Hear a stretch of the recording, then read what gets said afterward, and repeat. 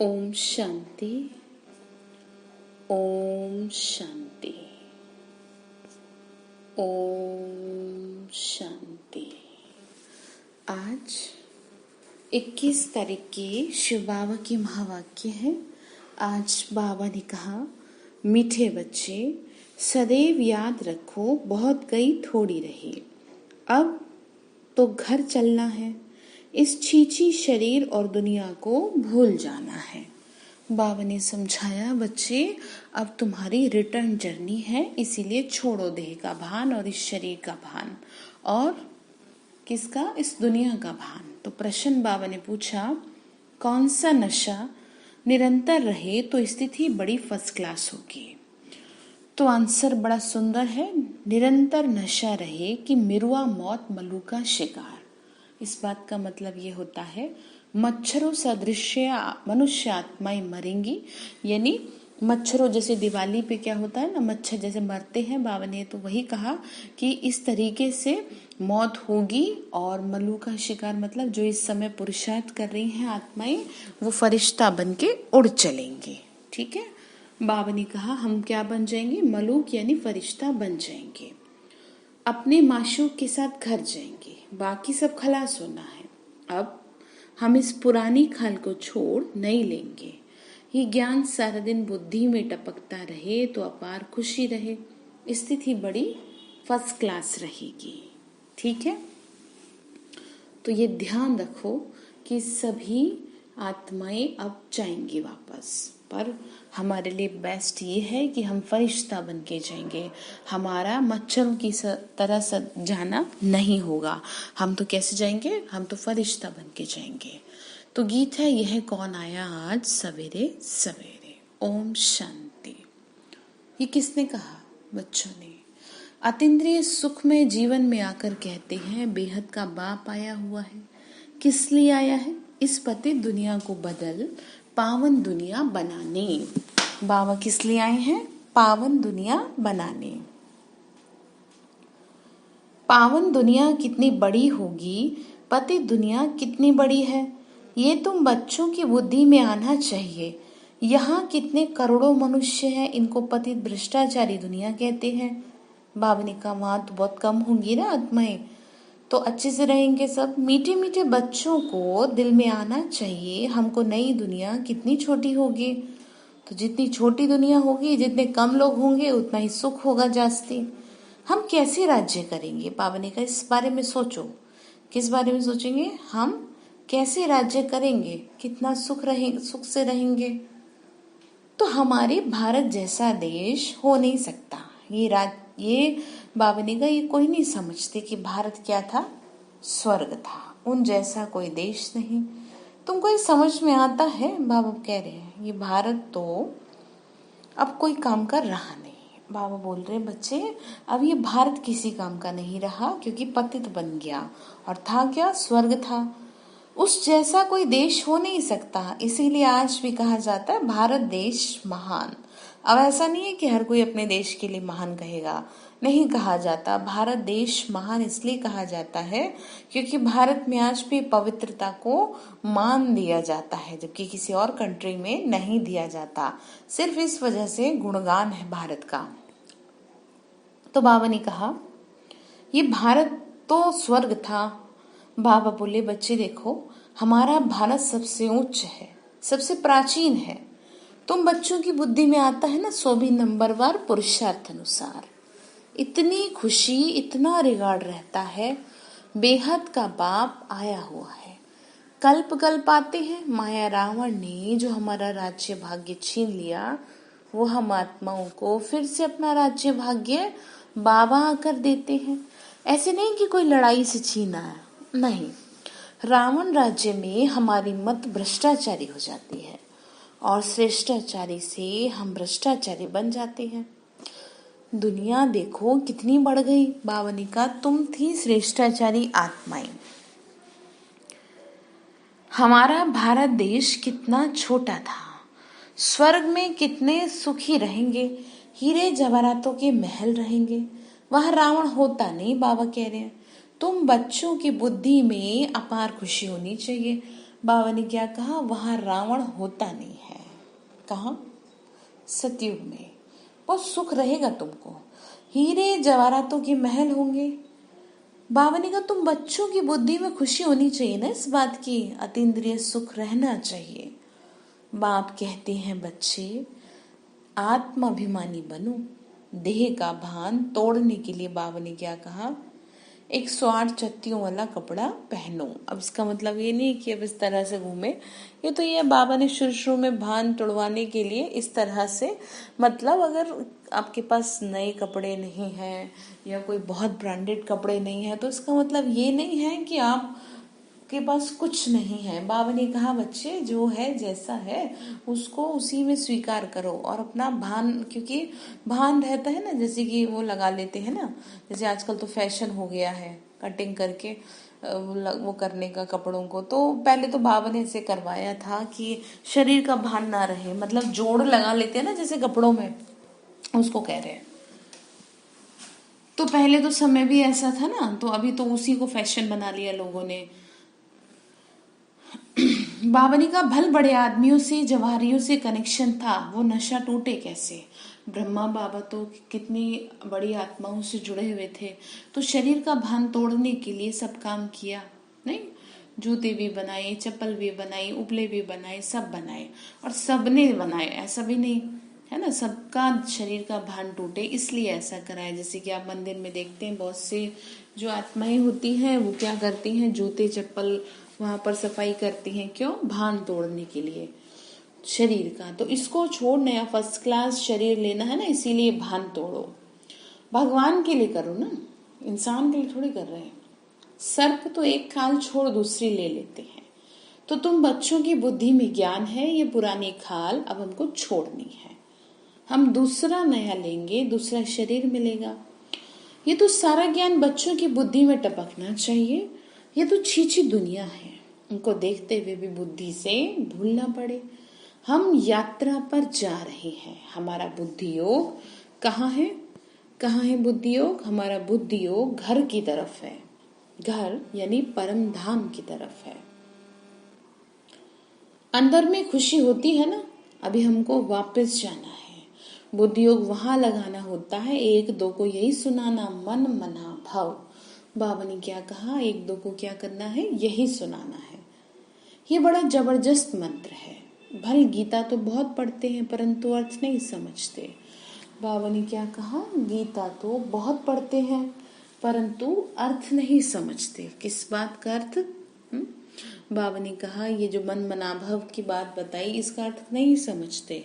मुझे क्या करना पड़ता है, मुझे आके समझाना पड़ता। और भी बहुत सारी चीजें हैं कि लोग क्या है गीता शास्त्रों में पढ़ते हैं लेकिन समझते तो है ही नहीं उनको क्या मतलब है उन बातों का।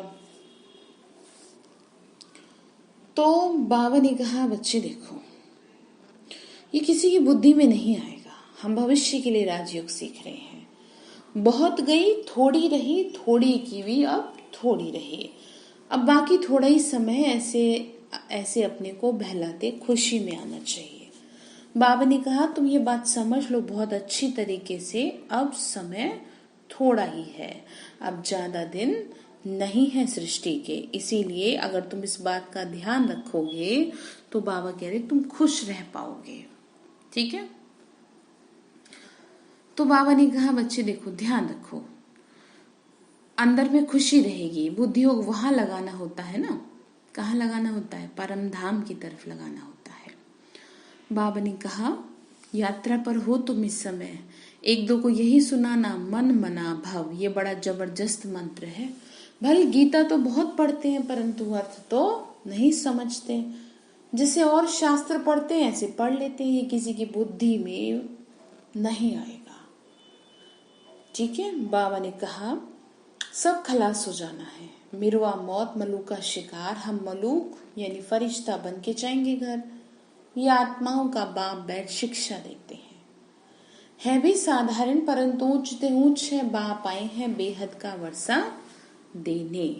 कल्प कल्प आते हैं, ये तो छीछी दुनिया, ऐसी सी बातें करनी होती है ना, इसको कहा जाता है विचार सागर मंथन। बाबा ने क्या कहा, विचार सागर मंथन। जब आप इन बातों के बारे में सोचेंगे तो मंथन होगा ना फिर। तो बाबा ने कहा बच्चे ये कुछ शास्त्र आदि जो जन्म जन्मांतर पढ़े हैं हम भारतवासियों ने जितने तप आदि किए उतना और कोई ने नहीं किया।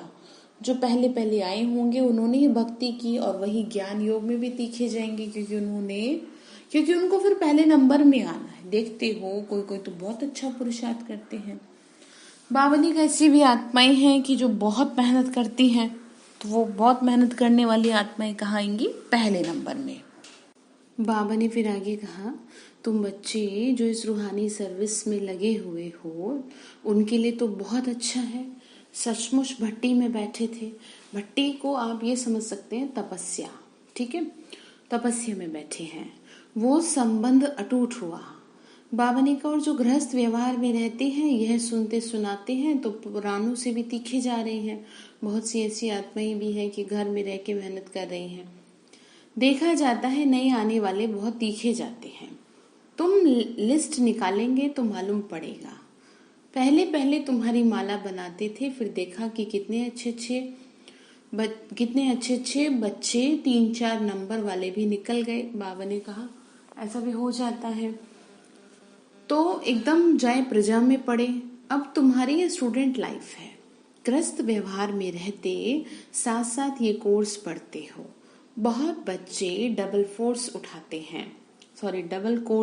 हैं, उनको लिफ्ट मिलती है। तुम्हारा कोर्स है गृहस्थ व्यवहार में रहते ये पढ़ना। बाबा ने कहा तुम्हारा क्या काम है, तुमको घर में रह के ये पढ़ाई पढ़नी है। इसमें भी कन्याएं बड़ी तीखी जानी चाहिए। कन्याओं के कारण बाबा ने कहा कन्याओं के कारण कन्हैया व गोपाल नाम भी गाया हुआ है। तो बाबा ने कहा ऐसे कह देते हैं ना, तो गोप भी क्योंकि प्रवृत्ति मार्ग है ना, गोप भी मतलब दोनों ही है ना। तो प्रवृत्ति मार्ग यानी गृहस्थ धर्म है, तो गृहस्थ धर्म में सभी है।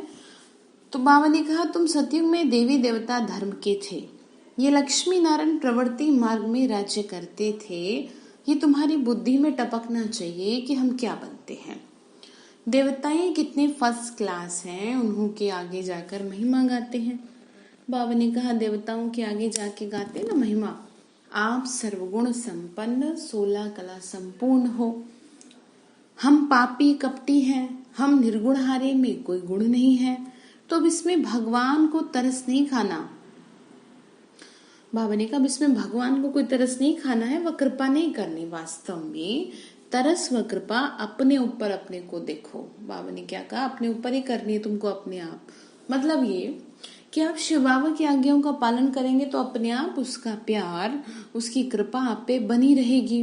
वास्तव में तरस व कृपा अपने ऊपर ही करो। बाबा ने कहा अपने पे करो तरस तुम, कि तुम क्या कर रहे हो और तुम्हें करना क्या चाहिए और तुम कैसे अपना समय बर्बाद कर देते हो। तुम इस बात पे सोचो और अपने पे तरस खाओ। बाबा फिर आगे बोले तुम ही देवता थे, अब क्या बन गए हो, अपने को देखो तो फिर पुरुषार्थ कर देवता बनो।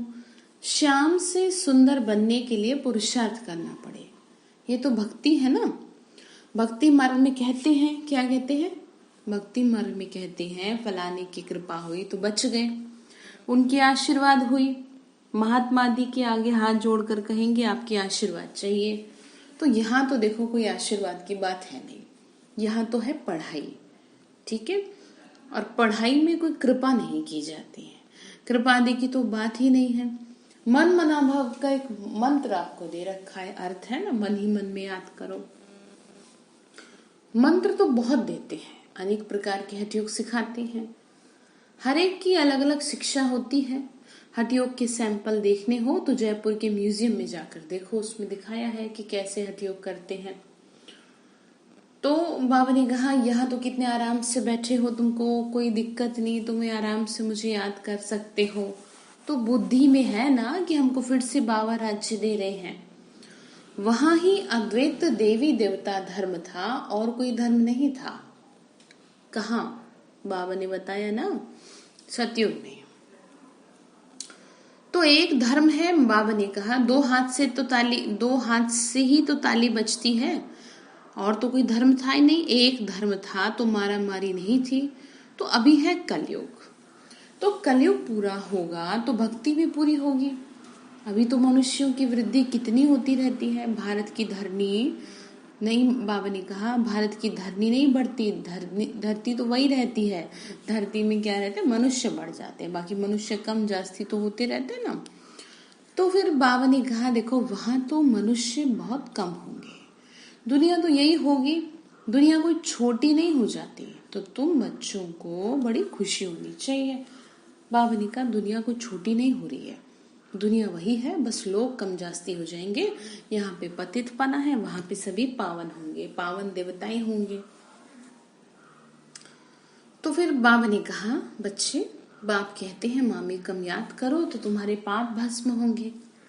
आत्मा में ही तो खाद पड़ी है ना, सिर्फ कहते हैं सतो रजो तमो, ये नहीं दिखाते कि आत्मा में ही खाद पड़ती है। पहले गोल्डन एज था, प्योर सोना था, फिर चांदी पड़ती है, उनको सिल्वर एज कहा जाता है। बाबा ने कहा क्या क्या थे और अभी क्या हो, सोने जैसा, सोने जैसी तुम्हारे में चमक थी और अभी लोहे जैसे हो गई हो। तो इसीलिए बाबा ने कहा मैं तुमको समझाता हूँ। अब वो निकले कैसे जो इतना विकारों की खाद पड़ गई, तो सतो से तमो बनी है ना, फिर तमो से सतो कैसे बने, समझते हैं गंगा में स्नान करने से सतो प्रधान बन जाएंगे, परंतु ये तो हो न सके ना। गंगा स्नान आदि तो रोज करते हैं, कोई तो नेमी हो जाते हैं, अक्सर करते हैं, तो नहर पर भी जाके स्नान करते हैं। तो तुमको तो बाप कहते बच्चे ये नियम रखो, जैसे दुनिया में भक्ति में होता है ना, लोगों के नियम होते हैं, ऐसे बाबा ने कहा क्या तुम नियम रखो मुझे याद करने का, याद का स्नान व यात्रा करो। ज्ञान स्नान भी कराते हैं, योग की यात्रा सिखाते हैं ना, तो बाबा तो ज्ञान देते हैं, इनमें योग का भी ज्ञान और सृष्टि चक्र का भी ज्ञान है। बाकी शास्त्रों का ज्ञान तो बहुत देते हैं। बाबा ने कहा देखो शास्त्रों का ज्ञान तो दुनिया में देने वाले बहुत हैं, और मैं तुमको देता हूँ सृष्टि के आदि मध्य अंत का ज्ञान, सहज राजयोग का ज्ञान। बाकी योग को जानते तो है ही नहीं, हठ योग समझ लिया है बस। योग को बाबा समझा रहे हैं, सोचते हैं कि बस शरीर को किसी उसमें रख करके कि भाई किसी आसन में बैठेंगे तो योग होगा। वास्तव में योग शरीर का नहीं, योग आत्मा का है। योग और योगा ये दो शब्द हैं, दोनों के अर्थ अलग अलग हैं।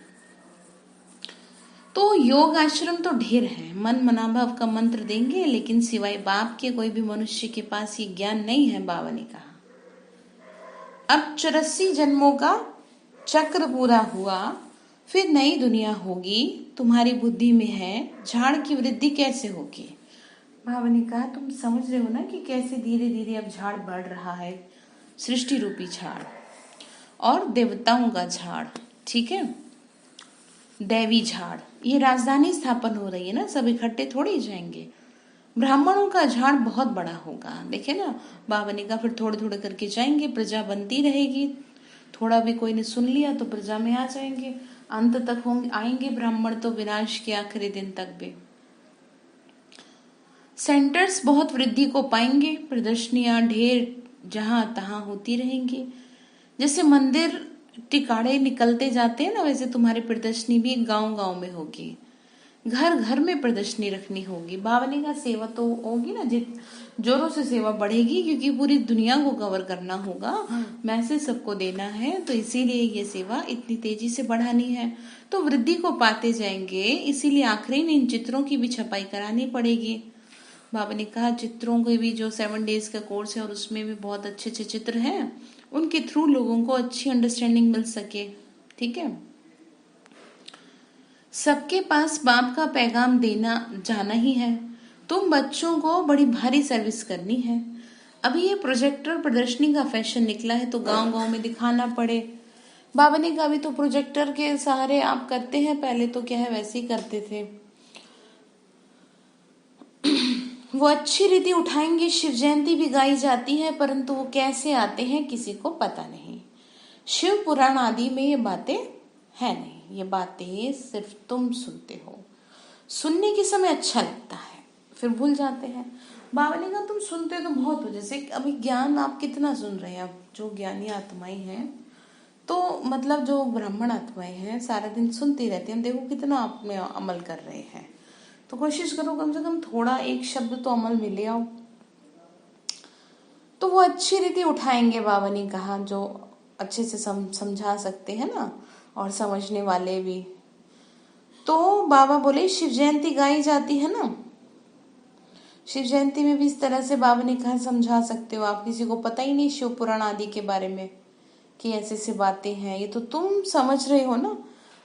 बाबा ने कहा बच्चे देखो, अच्छी रीति पॉइंट धारण करेंगे तो सर्विस भी अच्छी कर सकेंगे, परंतु सब पॉइंट्स किसी को धारण नहीं होती। भाषण करके आएंगे और फिर ख्याल में आएगा अरे ये पॉइंट भी समझा देते तो अच्छा था, अक्सर ऐसा होता है, ध्यान नहीं रह पाता। तो बाबा ने कहा इसीलिए भाषण कर फिर विचार करेंगे। हमने ये पॉइंट ठीक समझाई, अर्जुन ये प्रैक्टिस, अर्जुन ये पॉइंट्स भूल गए, पॉइंट्स कोई साथ नहीं चलनी, ये अभी के लिए है सिर्फ। बाबा ने कहा ये सब कुछ अभी तुम्हारे को याद दिलाने के लिए है, बाकी विनाश के समय सब कुछ दब जाएगा जमीन में, और द्वापर में वही सब शास्त्र बन के बाहर निकलेगा। इसीलिए जब ब्रह्मा बाबा थे तो बाबा ने एक समय में सब दीदी दादियों से डायरिया क्या करवा दी थी, जमीन में दबवा दी थी। तो बाबा ने इसीलिए कहा कि बच्चे देखो तुम्हारी मेहनत हो जाए, तुम जल्दी जल्दी पढ़ के इससे कंप्लीट करो अपना कोर्स, तो इसलिए सब पॉइंट लिखने के लिए कहा जाता है। इसीलिए सब इतना क्या कर रहे हैं, इसीलिए सब इतना सेवा कर रहे हैं कि भाई किसी तरह किसी को कुछ तो याद रहे, किसी को एक पॉइंट भी याद रह जाए तो बहुत अच्छी बात है। किसी का 5 मिनट भी अगर योग लग जाए तो वो बहुत अच्छी बात है, बहुत बड़ी सेवा है भगवान से जोड़ देना। तो ये अभी के लिए है, फिर खत्म हो जाएगा। इन आंखों से जो कुछ अभी देखते हो ना, फिर सतयुग में नहीं होगा। बाबा ने कहा तुमको भी ज्ञान मिला है ना, बाप आके तुमको ज्ञान दे रहे हैं। आत्मा ने क्या किया है, आत्मा का तीसरा नेत्र खुला है।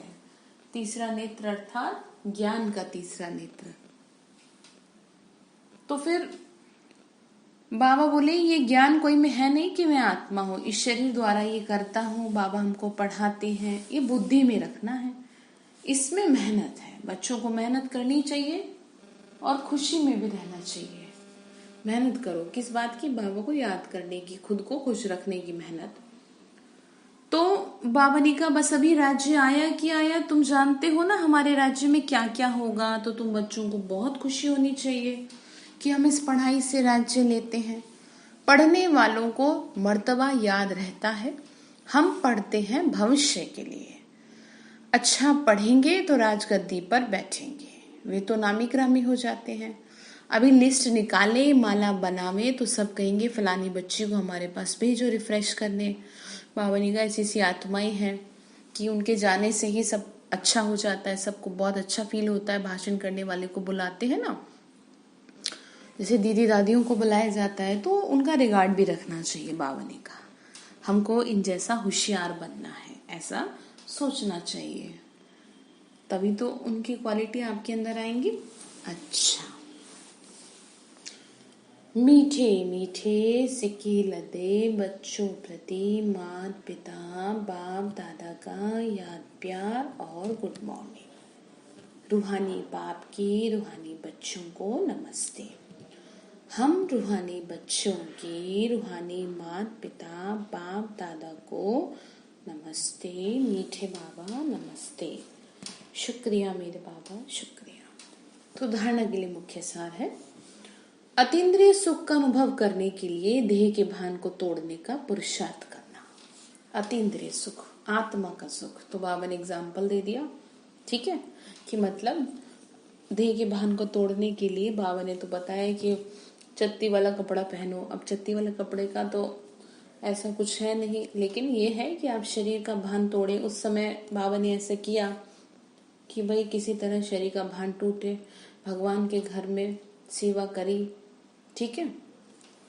मतलब आप सिंपली ये समझ लो कि आपको शरीर के भान में नहीं रहना है, चाहे आपने कैसा भी आपको मिल जाए उसी हिसाब से आपको रहना है। बाबा ने कहा गृहस्थ व्यवहार में रहते पढ़ाई भी पढ़नी है, डबल कोर्स उठाना है, ज्ञान का स्नान और याद की यात्रा दोनों करनी है। ठीक है, तो और करानी भी है, इतना करना है। तो वरदान दिया बाबा ने न्यारेपन के अभ्यास द्वारा फरिश्ते रूप का साक्षात्कार कराने वाले निरंतर सहज योगी भव। न्यारापन बाबा ने कहा जैसे कोई भी वस्त्र धारण करना व ना जैसे कोई भी वस्त्र धारण करना व ना करना अपने हाथ में होता है ना, ऐसे अनुभव इस शरीर रूपी वस्त्र में हो। जैसे वस्त्र को धारण करके कार्य किया और कार्य पूरा होते ही वस्त्र से न्यारे हुए, शरीर और आत्मा दोनों का न्यारापन चलते फिरते अनुभव हो, तब कहेंगे निरंतर सहज योगी। शरीर और आत्मा का न्यारापन मतलब शरीर में रहते हुए भी आपको ऐसी फीलिंग रहे कि मैं बहुत हल्कापन महसूस कर रही हूँ, और ये हल्कापन तभी रह सकता है जब आपका मन हल्का होगा, इतना ध्यान रखिएगा। तो ऐसे डिटैच रहने वाले बच्चों द्वारा अनेक आत्माओं को फरिश्ते रूप और भविष्य राज्य के पद का साक्षात्कार होगा। अंत में सर्विस से ही प्रभाव निकलेगा, जो आत्माएं न्यारी और प्यारी रहती हैं, फरिश्ता रूप। ठीक है, तभी तो बनेंगे ना निरंतर सहज योगी। शरीर में रह के भी शरीर से न्यारापन। स्लोगन है संगम का 1 सेकंड भी व्यर्थ गंवाना अर्थात 1 वर्ष गंवाना। समय बर्बाद कर दिया तो मतलब 1 वर्ष बर्बाद कर दिया। तो आज बाबा ने हम बच्चों को जो होमवर्क दिया है वो ये है, आपको खास मेहनत करनी है। किस बात पे? इस बात पे मिरवा मौत मनु का शिकार, कि हमें तो फरिश्ता बन के जाना है। ठीक है, फरिश्ता बन के जाएंगे बाबा के साथ, तो इस बात को ध्यान रखना है सारा दिन। अच्छा, ओम शांति।